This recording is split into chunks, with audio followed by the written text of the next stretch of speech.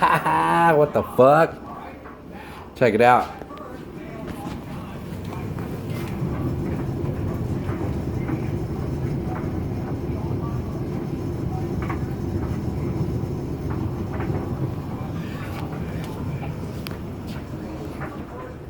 And it fucking stays on. Fuck yeah. A fucking timer. Fucking timer where I got a gang of work to do. So I gotta finish all this fucking bullshit waiting for a replumb. Look at it.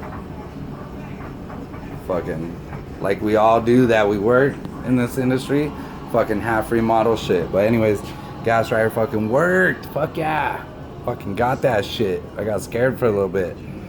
Thought I was a waste of space and not learning shit. But I got it. Fucking works. Dried the clothes. Got lucky. I got lucky. Now I gotta finish my house.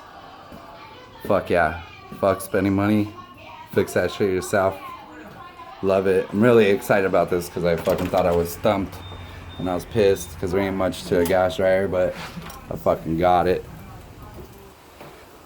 I got it. Thanks Mexico for making a fucking bomb ass gas dryer fucking timer switch.